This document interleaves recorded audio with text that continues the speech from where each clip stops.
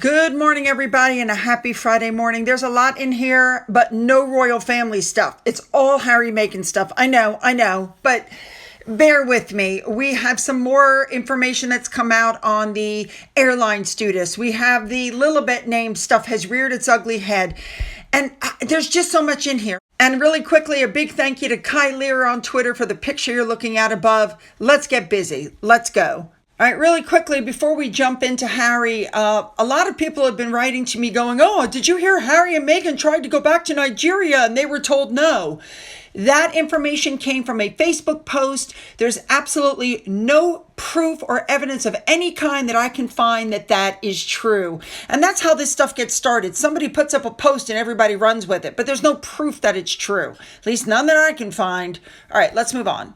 So let's start with Harry. People want to know why he flew 6,400 miles from California to Shanghai to talk to people about sustainable travel and climate change. What the heck was that about? People want to know why he didn't go in on Zoom. Obviously, he didn't mention his carbon footprint.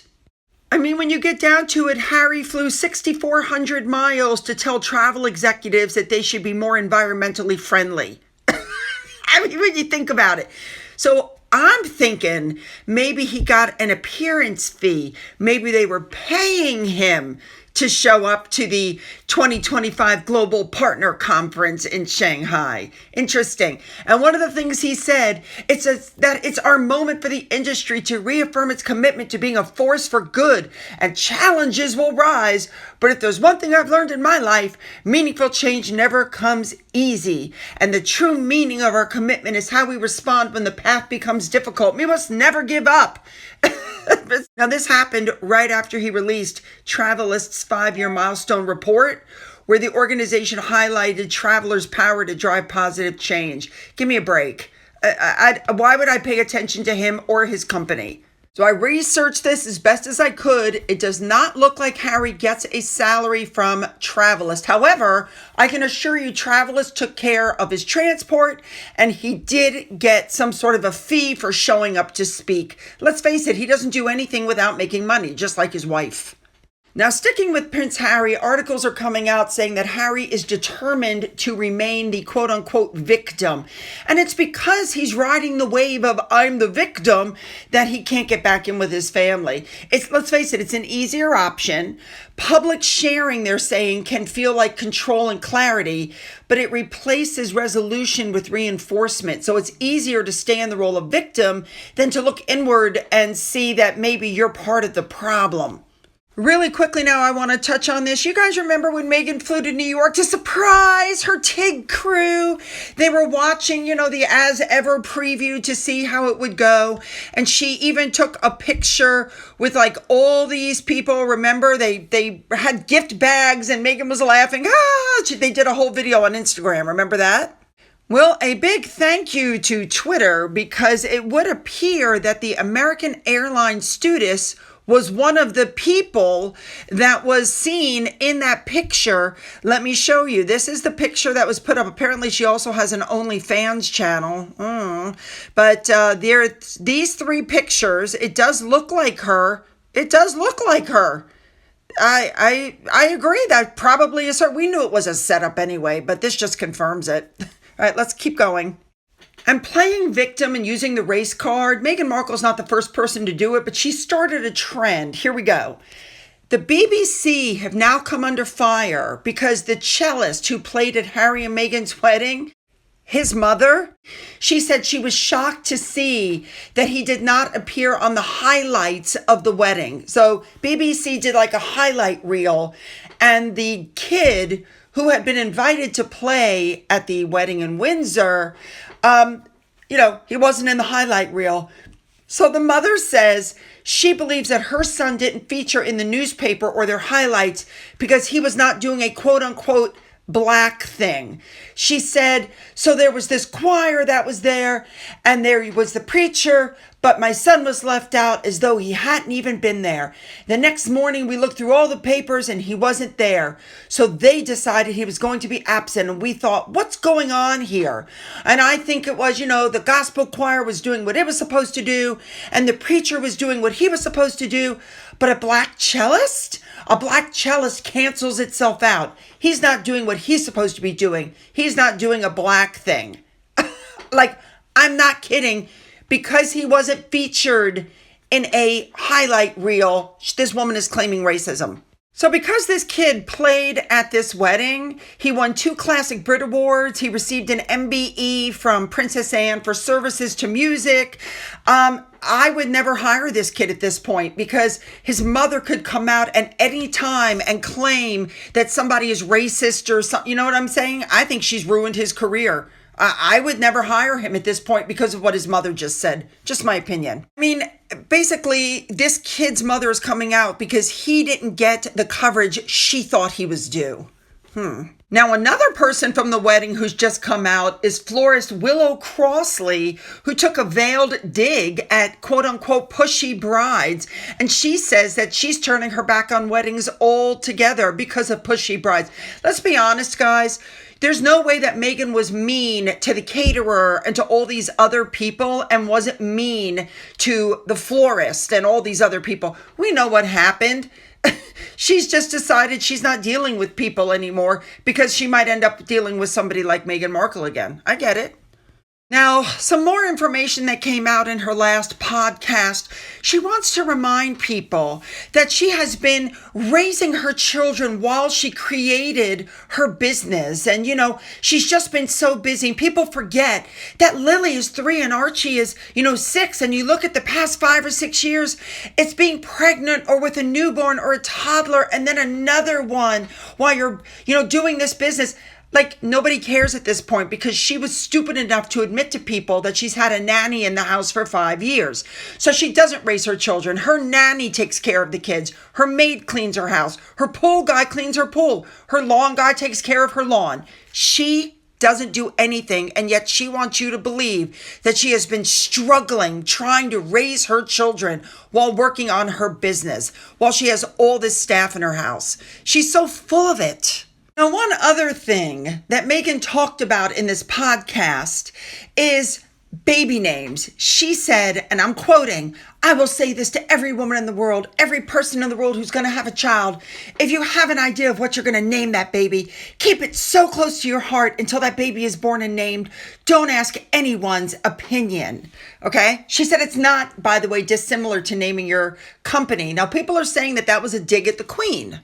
Just a little background for those of you who may be new. In June of 2021, when Harry and Meghan had their daughter, they revealed they named her after Queen Elizabeth, Lilibet, because that was Queen Elizabeth's nickname.